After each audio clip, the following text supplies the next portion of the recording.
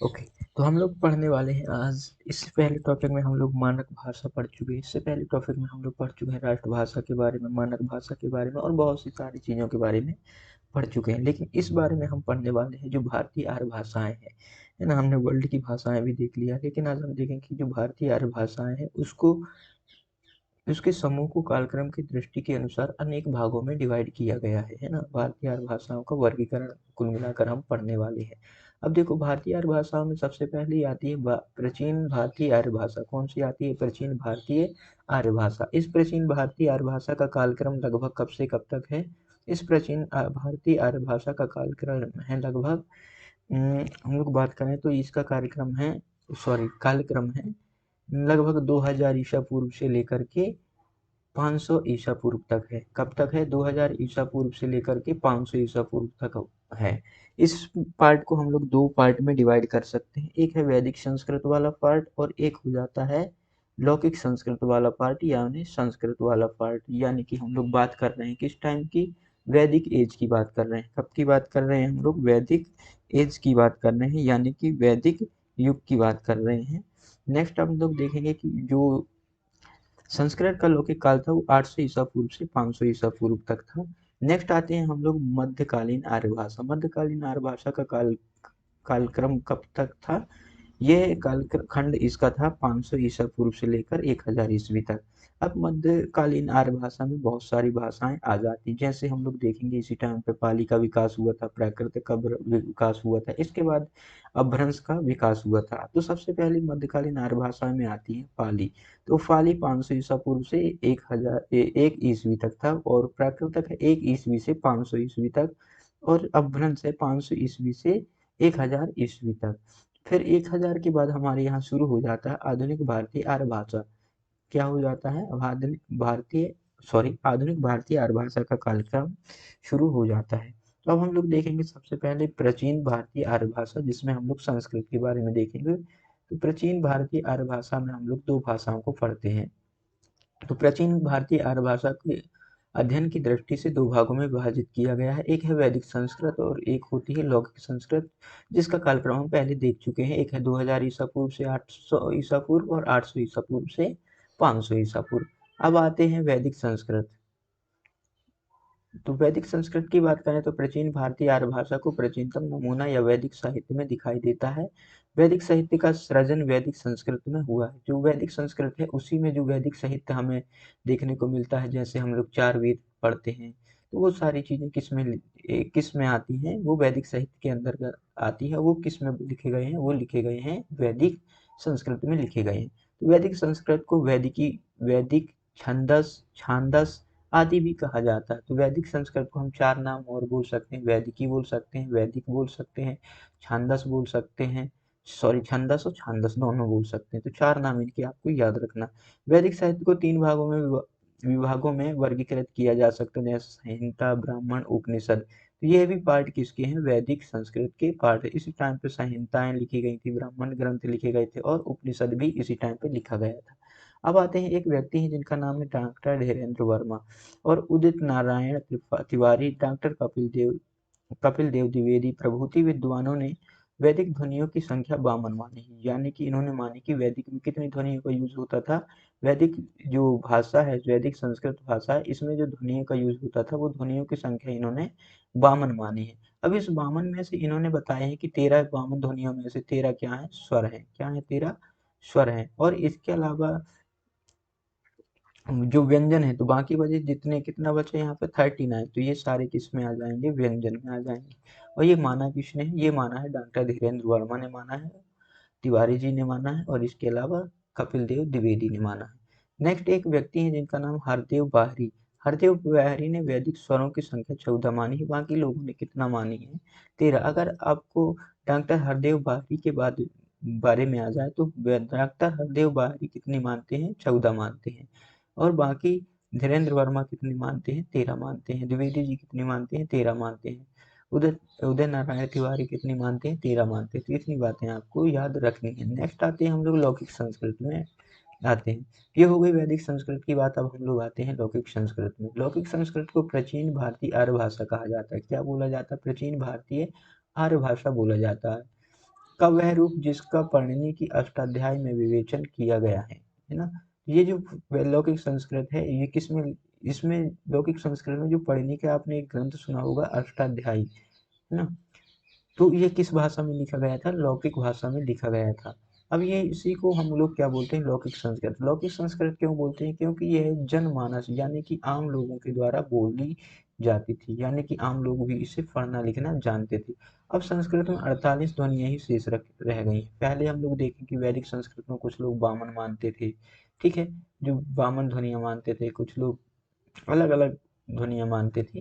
तो हम लोग देखेंगे जो वामन ध्वनियाँ मानते थे, लेकिन आज के टाइम पे अगर हम देखें तो संस्कृत में कितनी ध्वनियाँ रह गई, केवल वामन से हटकर कितनी हो गई हैं, 48 हो गई। यानी कि अगर हम लौकिक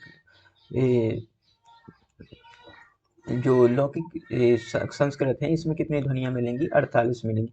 अब देखो वैदिक संस्कृत तो 4 ध्वनियाँ में कौन कौन सी थी, ल, लह, जिह्मूलीय और उपमाध्यनीय के लुप्त होने से लौकिक संस्कृत में 48 ध्वनियां शेष हो गई। तो कौन कौन सी ध्वनियां लुप्त हो गई थी, ल, लह, जीवामूलीय और उपमाध्यनीय, ये 4 ऐसी ध्वनियां थी जो क्या हो गई थी, लोक वैदिक संस्कृत में तो थी, लेकिन लौकिक संस्कृत में ये क्या हो गई थी, लुप्त हो गई थी। अब आते हैं मध्यकालीन भारतीय आर्य भाषा। मध्यकालीन भारतीय आर्य भाषा अध्ययन की दृष्टि से हम लोग इसे 3 भागों में डिवाइड कर सकते हैं। पहला है पाली, जो 500 ईसा पूर्व से 1 ईसा पूर्व तक थी। वहीं पे दूसरी भाषा हमने देखा था प्राकृत, ठीक है, जो 1 ईस्वी से 500 ईसा तक थी, और एक थी अपभ्रंश जो 500 ईसा से 1000 ईसा तक थी। अब देखो पाली, पाली जो वर्ड है, पाली वर्ड का अर्थ क्या है, बुद्ध वचन। पाली आपने देखा होगा, जो महात्मा बुद्ध थे, महात्मा बुद्ध कौन थे, बौद्ध धर्म के संस्थापक माने जाते हैं, कौन थे, महात्मा बुद्ध थे। ये जो महात्मा बुद्ध थे, इन्होंने जितने भी वचन दिए हैं वो किस भाषा में दिए हैं, पाली, क्योंकि वहां पे पाली आम लोगों की भाषा थी। क्या थी, आम लोगों की भाषा थी, है ना। पारखतीति बुद्ध वचनम इति पाली, है ना, जो भी बुद्ध के वचन लिखे गए हैं, है ना, बुद्ध के वचन जितने भी लिखे गए हैं, किस में लिखे गए हैं, ये पाली भाषा में लिखे गए हैं। यह शब्द केवल मूल त्रिपिटक ग्रंथों के लिए प्रयुक्त हुआ है ना। तो पाली भाषा में कौन से ग्रंथ लिखे गए थे, बौद्ध ग्रंथ जो त्रिपिटक कहते हैं। अब ये त्रिपिटक कौन कौन से, देखो पाली में ही त्रिपिटक ग्रंथों की रचना हुई हो। ये त्रिपिटक ग्रंथ क्या है, बौद्ध ग्रंथ है। अब देखो इनकी संख्या कितनी बताई गई है, 3 संख्या हो। एक है शुद्ध पिटक, क्या होती है, एक शुद्ध पिटक, एक विनय पिटक, एक अभिधम्म पिटक, है ना, जिसमें बौद्ध के जीवन के बारे में बोला गया है। शुद्ध पिटक, विनय पिटक नियम वगैरह बताए गए हैं, अभिधम्म पिटक धर्म के बारे में बताया गया है। तो इस तरीके के ये क्या है, 3 पिटक हैं, और ये क्या है, बौद्ध धर्म के बारे में एक वर्णन करते हैं। बौद्ध धर्म के प्रचार प्रसार के उद्देश्य सम्राट अशोक के पुत्र कुमार महेंद्र पिटकों के साथ लंका गए, है ना। जो ये जो पिटक हैं, तीनों पिटक, इनके साथ कहाँ गए थे, ये लोग लंका गए थे। क्योंकि आप देखो बौद्ध धर्म के, आप लोग देखोगे सम्राट अशोक क्या थे, बौद्ध धर्म को अपना लिए थे, तो उनके पुत्र क्या गए थे, महेंद्र जो थे, वो प्रचार प्रसार के लिए जब वो श्रीलंका गए हुए थे बौद्ध धर्म के प्रचार के लिए, तब वो अपने साथ त्रिपिटक लेकर गए थे। वहां लंका नरेश वटगामनी, वहां पर लंका नरेश कौन थे, वटगामनी, इनका कार्यकाल कितना था, 291 ईसा पूर्व, है ना, के संरक्षण में थेरवाद का त्रिपिटक बुद्ध के उपदेशों का संग्रह हुआ, का लिपिबद्ध हुआ, है ना। तो जो ये जो लंका नरेश वटगामनी थे, इन्होंने क्या था, थेरवाद का त्रिपिटक, आप लोग देखोगे जो बौद्ध ग्रंथ था वो, सॉरी बौद्ध धर्म था, वह भी कई शाखाओं में डिवाइड हो चुका था। जो थेरवाद थी उसमें कि जो बुद्ध के उपदेशों का क्या किया गया था, संग्रह किया गया था। अब पाली भाषा भारत की प्रथम देश भाषा है। अब देखो ध्यान से, ये क्या है, भारत की प्रथम देश भाषा मानी जाती है पाली। ये बात इंपॉर्टेंट है, याद रखना, पाली भाषा क्या है, भारत की प्रथम देश भाषा है। अब नेक्स्ट आते हैं पाली के बाद एक प्राकृतक पे। प्राकृत देखो क्या है, मध्यकालीन आर्य भाषा को प्राकृत भी कहा जाता है। जो मध्यकालीन आर्य भाषा क्या है, प्राकृत है। प्राकृत की उत्पत्ति दो के संबंध में 2 मत हैं, है ना। प्राकृत प्राचीन प्रचलित जनभाषा, ये क्या जनभाषा, हम लोग भी ये बोलना जानते थे। नमी साधु ने इसका निर्वचन करते हुए लिखा है, प्राक पूर्व कृत्यम प्राकृत। तो इस वर्ड का मतलब क्या है, प्राकृत शब्द का इस से इसका निर्माण हुआ है, किस शब्द से हुआ, प्राकृत शब्द से हुआ है ना, पहले की बनी हुई है। जो भाषा मूल रूप से चली आ रही है उसका नाम क्या है, प्राकृत है, यानी कि नाम प्राकृत अगर प्राकृत मतलब मूल भाषा जो है प्राकृत है। अब देखो नामी साधु ने काव्यालंकार की टीका, मतलब जो नामी साधु है इनकी काव्यालंकार एक टीका है, उसमें लिखा है, प्राकृतेति सकल जगन्नानुता व्याकरणादि मेरा संस्कार, सहजो वचनम व्यापारः प्रकृति प्रकृति तत्र भाव सेवो वा प्राकृतम। संस्कृत में ही, अर्थात इसका मतलब क्या हुआ, सकल जगत के जंतुओं प्राणियों के व्याकरण आदि संस्कारों से रहित सहज वचन व्यापार को क्या कहते हैं, प्रकृति कहते हैं, है ना। अब इससे उत्पन्न वही प्राकृत है ना। क्या बोला है इन्होंने, जो जंतु प्राणियों के व्याकरण आदि संस्कारों से रहित सहज वचन व्यापार को प्रकृति कहते हैं, और उससे उत्पन्न हुई है प्राकृत भाषा। तो हम लोग कह सकते हैं जो प्राकृत भाषा है वह क्या है, जनमानस की भाषा है, या फिर हम लोग इसको प्रथम देश भाषा। तो याद रखना, प्रथम देश भाषा जहाँ पे हम लोग क्या बोलते हैं, प्रथम देश भाषा किसे बोलेंगे, जो प्रथम देश भाषा है वो है पाली। वहीं पे अगर हम देखो जनमानस की भाषा, जनमानस की भाषा है ना, दूसरे नंबर पे देखें तो जनमानस की भाषा कौन सी थी, प्राकृत की, यानी कि जिसे आसानी से हम लोग व्यक्त कर सकते हैं, प्राकृत प्रकृति है। किसी का विचार आचार विचार इसी से निकली भाषा क्या हो सकती है, प्राकृत हो सकती। अब एक वाक्पति राज ने एक गरुड़ बहू में लिखा है, इनके ग्रंथ है गरुड़ बहू, सैलाव एवं वाया विसंगति एतो यणेति वायायो एति समुंदम चिन्ह येणी सायराव चिच जलाई। अर्थात जिस प्रकार जल सागर में प्रवेश करता है और वहीं से निकलता है, जल कहाँ से निकलता है, सागर में प्रवेश करता है, सागर से निकलता है, उसी प्रकार समस्त भाषाएं प्राकृत में ही प्रवेश करती हैं और प्राकृत से ही निकलती है, यानी कि इन्होंने सभी भाषाओं की जननी किसको मानी है, प्राकृत को मानी है। अब नेक्स्ट आते हैं, हम लोग देखते हैं प्राकृत में तीसरा सबसे अच्छा बड़ा इंपॉर्टेंट नाम है, जो कि मध्यकालीन भारतीय आर्य भाषा का एक इम्पोर्टेंट पार्ट है, जिसका नाम है अपभ्रंश। देखो अपभ्रंश क्या है, जनरली इसको माना जाता है मध्यकालीन आर्य भाषा और आधुनिक आर्य भाषा के बीच की कड़ी माना जाता है। इसलिए विद्वानों ने अपभ्रंश को क्या कहा है, संधिकालीन भाषा। तो संधिकालीन भाषा हम किसे कह सकते हैं, अपभ्रंश को कह सकते हैं। किसे कह सकते हैं, अपभ्रंश को कह सकते हैं। जनभाषा या हम लोग क्या बोल सकते हैं, पाली को बोल सकते हैं, लेकिन संधिकालीन भाषा हम किसे बोलेंगे, अपभ्रंश को बोलेंगे। अब जो एक व्यक्ति है भर्तृहरि ने वाक्पदीयम लिखा है, क्या लिखा है, वाक्पदीयम के अनुसार सर्वप्रथम व्याधि ने संस्कृत के मानक शब्दों से भिन्न संस्कारच्युत भ्रष्ट और अशुद्ध शब्दों को अपभ्रंश की संज्ञा दी। इसमें ये बताया गया है कि जो एक व्यक्ति है वाडी ने क्या किया, संस्कृत के मानक स्टैंडर्ड जो शब्द थे उन शब्दों से भिन्न कुछ भ्रष्ट अशुद्ध शब्दों को क्या किया, जन्म दिया है, और उन्हीं को उन्होंने क्या कहा, अपभ्रंश। तो हम लोग कह सकते हैं कि ये जो अपभ्रंश है किससे निकल कर आई है, संस्कृत के जो अशुद्ध शब्द हैं जिनका रूप बिगड़ गया है उसी से निकलकर बनी है क्या, अपभ्रंश। क्या बनी है, अपभ्रंश, यानी कि संस्कृत में जो विसंगतियां उत्पन्न हुई हैं उसी से बनी है अपभ्रंश। तो शब्द संस्कारहीनो यो गौरीयति प्रयुच्यते तम अपभ्रंशमिच्छामि विशिष्टार्थ निवेशनम।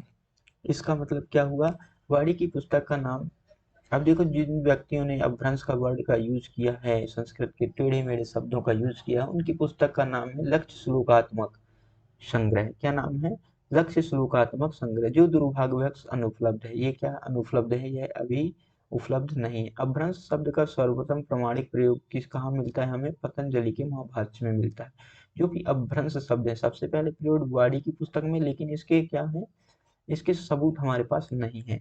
लेकिन जो प्रमाणिक सबूत हैं कहाँ मिलता है, हमें पतंजलि के महाभाष्य में मिलते हैं। महाभाष्यकार ने अपभ्रंश शब्द का प्रयोग अपशब्द के समानार्थ के रूप में किया है। जो अपभ्रंश अपशब्द के समानार्थक, मतलब हम लोग कह सकते हैं कि इन्होंने जो अपभ्रंश भाषा का यूज किया है अपशब्द के बराबर ही इनका अर्थ में प्रयोग लाया जाता है ना। भयम शब्दा अपिस्यांसा शब्दा इति, जो ही भी है आप लोग पढ़ लेना है ना। तो इसका अर्थ क्या हो, अपभ्रंश में सबसे प्राचीन उदाहरण भरत मुनि के नाट्यशास्त्र में मिलते हैं। अपभ्रंश को विभ्रष्ट भी कहा जाता है, यानी कि एक ऐसी भाषा विभ्रष्ट भाषा है। तो अपभ्रंश को आप क्या बोल सकते हो, अपभ्रंश को आप शब्द की भाषा भी बोल सकते हो, अपशब्द भी बोल सकते हो, इसी के समानार्थक में यूज कर सकते हो, और इसको विभ्रष्ट भाषा भी बोल सकते हो। क्या बोल सकते हो, विभ्रष्ट भाषा भी बोल सकते हो। इसके अलावा इसको हम लोग क्या बोल सकते हैं, बिगड़ी भाषा भी बोल सकते हैं, क्योंकि यह संस्कृत से बिगाड़ कर बनाई गई है, तो ऐसा हम बोल सकते हैं। नेक्स्ट आते हैं, एक व्यक्ति हैं जिनका नाम है डॉक्टर भोलानाथ तिवारी और उदय नारायण तिवारी। ठीक है, इनके अनुसार भाषा के अर्थ में अपभ्रंश शब्द का प्रयोग चंड 6वीं शताब्दी ने अपने प्राकृतिक लक्षण ग्रंथ में किया है। किसमें किया है, प्राकृतिक लक्षण ग्रंथ में किया है। किसने किया है, चंड ने किया है 6वीं शताब्दी में। ऐसा किसका कहना है? भोलानाथ तिवारी और उदय नारायण तिवारी का कहना है। लेकिन हम लोग याद रखेंगे आचार्य रामचंद्र शुक्ल के बारे में, तो उन्होंने बोला है कि जो अपभ्रंश नाम सबसे पहले वल्लभी राजा धारसेन द्वितीय के शिलालेख में मिलता है ना। इन्होंने बताया कि जो अपभ्रंश वर्ड है, ये सबसे, जो अपभ्रंश नाम है सबसे पहले कहाँ मिलेगा? वल्लभी के राजा, जो आपने देखा था महाजनपद वल्लभ था ना, वहाँ के राजा धारसेन द्वितीय के शिलालेख में मिलता है, जिसमें उसने अपने पिता गुहसेन को संस्कृत, प्राकृत और अपभ्रंश तीनों का कवि कहा है। यानी कि जिस शिलालेख वल्लभी का शिलालेख, इसमें जो राजा धारसेन ने अपने पिता के लिए शिलालेख बनवाया था, और इस शिलालेख में अपने पिता गुहसेन को क्या बताया था? संस्कृत का विद्वान माना था, कवि माना था, प्राकृत का और अपभ्रंश का, यानी कि तीनों ही भाषा का इन्होंने अपने पिता को कवि माना था। नेक्स्ट आते हैं हम लोग राजा धारसेन के बाद, अब आते हैं हम लोग भामा। भामा ने क्या लिखा था? काव्य अलंकार लिखा था। क्या लिखा था भामा ने? काव्य अलंकार लिखा था। इसमें अपभ्रंश को संस्कृत और पाली के साथ एक काव्योपयोगी भाषा के रूप में वर्णित किया है। यानी कि इन्होंने क्या है, अपभ्रंश को संस्कृत और प्राकृतिक के बराबर ही माना है। यानी कि जैसे संस्कृत और प्राकृतिक का काव्य में यूज किया जाता है, वैसे ही इन्होंने अपभ्रंश को भी किस में यूज किया है? काव्य उपयोगी भाषा के रूप में यूज किया है। और इसने किसमें किया है? काव्य अलंकार में किया है। किसमें किया है? काव्य अलंकार में। अब देखो यहीं पे आचार्य किशोरीदास वाजपेयी ने अपभ्रंश को ऋणाणा भाषा कहा है। क्या कहा है? ऋणाणा भाषा। अपभ्रंश को किसने कहा है? आचार्य किशोरीदास वाजपेयी ने कहा है। अब यहाँ पे रामचंद्र शुक्ल की एक बात देखो। अब इन्होंने तो बताया है कि जो अपभ्रंश का सबसे पहले उल्लेख किसने बताया है? ये रामचंद्र शुक्ल ने बताया है कि वल्लभी के राजा धारसेन द्वितीय के शिलालेख में मिलता है। अब यहाँ पे देखो, एक व्यक्ति है किशोरीदास जी वाजपेयी, इन्होंने कहा ऋणाणा की भाषा का है। अपभ्रंश को क्या कहा है? ऋणाणा की भाषा। आचार्य दंडी ने काव्य दर्श में समस्त वाण्डे को संस्कृत, प्राकृत, अपभ्रंश, मिश्र इन 4 भागों में विभक्त किया है। आचार्य दंडी ने काव्यदर्श में अपभ्रंश को अभीर कहा है। क्या कहा है? इन्होंने जो आचार्य दंडी थे, इन्होंने काव्यदर्श लिखा है और काव्यदर्श में इन्होंने अभीर कहा। तो अब देखो क्या क्या नाम है। अपभ्रंश को राणा भाषा कहा गया। क्या कहा गया? रा भाषा कहा गया। अब इसे कहने वाले व्यक्ति कौन थे? आचार्य दंडी थे। कौन थे? सॉरी, आचार्य किशोरीदास वाजपेयी थे। कौन से? वाजपेयी जी थे। अब इसको एक आचार्य दंडी थे, इन्होंने भाषा संस्कृत को क्या कहा? अभीर। तो अभीर किसके लिए यूज किया जाता है? यह यूज किया जाता है अपभ्रंश के लिए। अब देखो, अपभ्रंश को विद्वानों ने विभ्रष्ट भाषा कहा है, अभीर कहा है, अवहंस कहा है, अवहट्ट कहा है, पटमंजरी कहा है, अवहत्थ कहा है, अवहट कहा है, अवहट कहा। इतने सारे इसके किसके नाम? ये केवल नाम किसके हैं? ये नाम है केवल अपभ्रंश भाषा के। अवहट भाषा भी कहते हैं, ओहट भी, अवहत्थ भी कहते हैं, अभीर, अवहंस, अवहट्ट, पटमंजरी, अभीर। तो अभीर तो आपको नाम याद ही हो गया। अभीर को किसने कहा है? आचार्य दांडी ने कहा है। किसने कहा है? आचार्य दांडी ने कहा है। राणा भाषा किसने कहा है? आचार्य किशोरीदास वाजपेयी ने कहा है। और इसके अलावा विभ्रष्ट भाषा, देखो विभ्रष्ट भाषा किसने कहा है? तो विभ्रष्ट हमें देखने को मिलेगा, अभी पिछली बार हम लोग पढ़े थे, हाँ, भरत मुनि के नाट्यशास्त्र में क्या कहा गया है? विभ्रष्ट भाषा कहा गया है। तो किसने कहा है? भरत मुनि ने कहा है। इसके अलावा अपशब्द के समानार्थक यूज किसने किया है? वाडी ने किया है। सॉरी, किसने किया है? पतंजलि ने किया है। इसके अलावा संधिकालीन भाषा बहुत सारे विद्वानों ने कहा है। भर्तहरि ने इसको क्या कहा है? भ्रष्ट, अशुद्ध, इस तरीके की भाषाओं के रूप में वर्णित किया है। अब आते हैं हम लोग आधुनिक भारतीय आर्य भाषा। किसमें आते हैं? आधुनिक भारतीय आर्य भाषा, जो कि बहुत ही इम्पोर्टेंट है, क्योंकि हिंदी का जन्म भी इन्हीं भाषाओं से हुआ है। आधुनिक भारतीय आर्य भाषा को हम लोग एक बार देखेंगे। आधुनिक भारतीय आर्य भाषा का समय काल 1000 से अब तक रहे। कब तक था? 1000 से अब तक है। आधुनिक भारतीय आर्य भाषा का विकास किससे माना जाता है? अपभ्रंश। तो जो हमने भाषा पढ़ा अपभ्रंश, विभ्रष्ट भाषा, तो इसी से माना जाता है किससे? भारतीय आधुनिक आर्य भाषाओं का विकास। आधुनिक भारतीय आर्य भाषा से अभिप्राय 1947 से पूर्व अविभाजित भारत से है। तो भारतीय आर्य भाषा में वो सारी भाषाएं आ जाती हैं जिसमें बांग्ला, पाकिस्तान जैसे देश शामिल थे। यानी कि हम लोग आज़ादी के पूर्व जो भारत था, उससे संबंधित भाषाओं को हम लोग क्या बोलते हैं? भारतीय आधुनिक आर्य भाषाएं बोलते हैं। कुछ विद्वान तो भारत का अर्थ श्रीलंका और बर्मा सहित अन्य भारतीय भाषाओं में लेते हैं, परंतु अंग्रेजों के आने से पूर्व ये सब प्रदेश कहाँ भारत के ही अंग थे। आधुनिक भारतीय आर्य भाषा का सर्वप्रथम वर्गीकरण किसने किया है? डॉक्टर AFR हार्नेले ने किया है।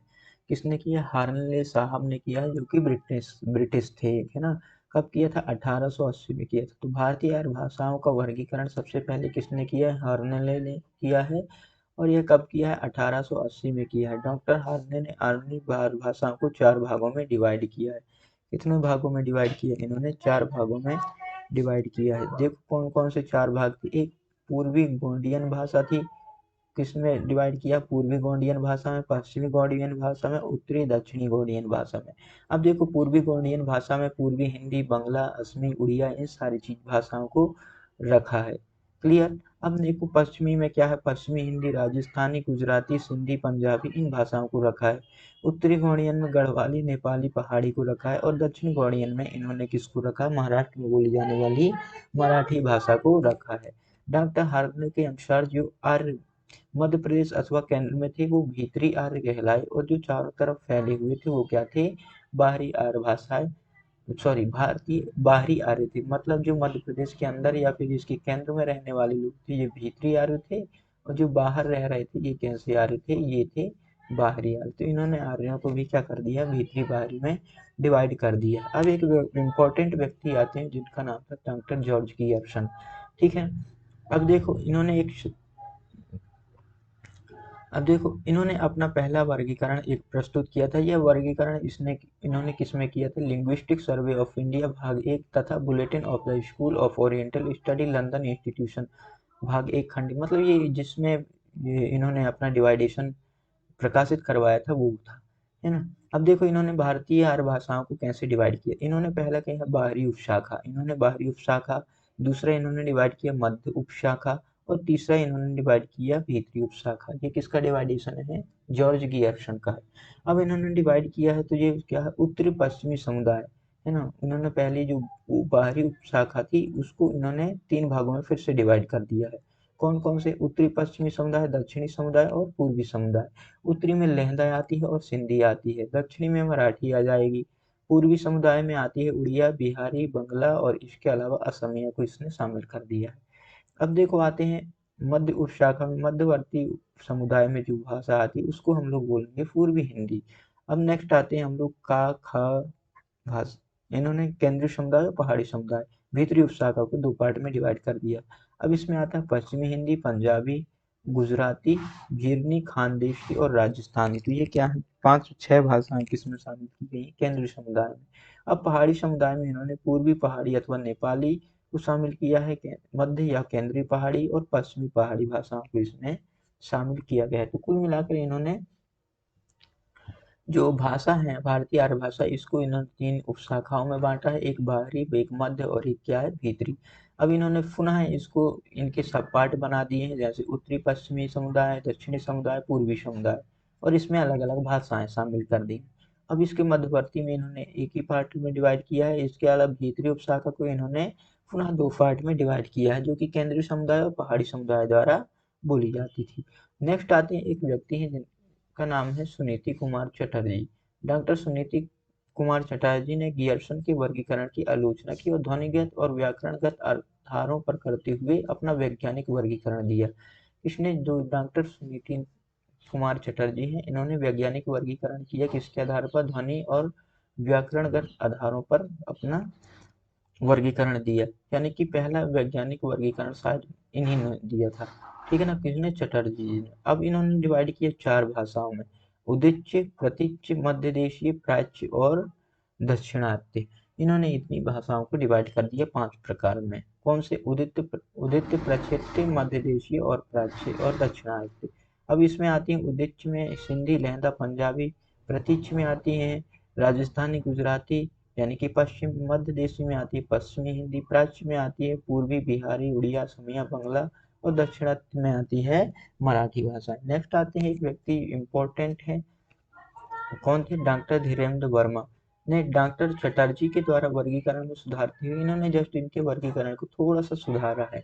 जैसे उदिच्य, प्रतीच्य, मध्य देशीय, प्राच्य और दक्षिणायत। इन्होंने सिंधी, पंजाबी, लहंदा, गुजराती प्रतीच्य में रखा। मध्य देशीय में इन्होंने किसको शामिल कर दिया है? राजस्थानी को शामिल कर दिया है, जबकि इन्होंने राजस्थानी को प्रतीच्य में शामिल किया हुआ है। किन्होंने? डॉक्टर चटर्जी ने। क्लियर। नेक्स्ट आते हैं हम लोग पश्चिमी हिंदी, इसके बाद पूर्वी बिहारी, ये सेम रही। प्राच्य में आते हैं उड़िया, असमिया, बंगला और दक्षिणायत में आते हैं मराठी। नेक्स्ट हम लोग देखेंगे सीताराम चतुर्वेदी। इन्होंने संबंध सूचक प्रसर्गों के आधार पर भाषाओं का वर्गीकरण किया, जैसे का, दा, जा, नो और एर। इन्होंने इस प्रकार से, का में कौन सी भाषाएं आती हैं? हिंदी, पहाड़ी, जयपुरी, भोजपुरी। दा में पंजाबी, लहंदा। जा में सिंधी, कच्छी। नो में आती है गुजराती। अब एर में आती है बंगाली, उड़िया और असमिया। Not important. अब आते हैं भोलानाथ तिवारी के द्वारा वर्गीकरण। ठीक है, वो हो गया सीताराम चतुर्वेदी। अब आते हैं भोलानाथ तिवारी के वर्गीकरण। इन्होंने क्षेत्रीय और संबंध अपभ्रंशों के आधार पर अपना वर्गीकरण दिया है। अब इम्पोर्टेंट ये है कि इन्होंने किसके क्षेत्रीय और अपभ्रंशों के साथ किस तरीके से संबंध थे, उनके आधार पर इन्होंने वर्गीकरण दिया है। अब देखो इन्होंने कौन कौन से वर्गीकरण दिए हैं। इन्होंने अपभ्रंश के अनुसार या यहाँ पर बोली जाने भाषाओं के अनुसार वर्गीकरण दिया। पहला शोरसैनी, जो मध्यवर्ती बोलते हैं, मागधी पूर्वी, अर्धमागधी मध्य पूर्वी, महाराष्ट्री दक्षिणी और ब्राचर पैसाची पश्चिमोत्तरी। इस तरीके से इन्होंने अपभ्रंश की भाषाओं को डिवाइड करते हुए इससे निकली भाषाओं का वर्गीकरण किया है। अब देखो शौरसैनी से कौन सी भाषाएं निकली हैं, या फिर शौरसैनी जो मध्यवर्ती क्षेत्र में बोली जाती थी कौन सी? पश्चिमी हिंदी, राजस्थानी, पहाड़ी, गुजराती, ये 4 भाषाएं आ जाएंगी। मगधी में आ जाएंगी बिहारी, बंगाली, उड़िया और असमिया। इसके अलावा अर्धमागधी में यानी कि मध्य पूर्वी में आती है पूर्वी हिंदी, और महाराष्ट्री दक्षिणी में आते हैं पूर्वी मराठी आ जाएगी। और इसके अलावा ब्राचर तहसाची में आ जाती हैं सिंधी, लहंदा और पंजाबी भाषाएं आ जाती हैं। तो इन्होंने कितने पार्ट में डिवाइड किया? इन्होंने 5 पार्ट में डिवाइड किया भोलानाथ तिवारी ने। ठीक है ना, क्षेत्रीय भाषाओं के आधार पर या फिर उससे रिलेटेड अपभ्रंशों के आधार पर।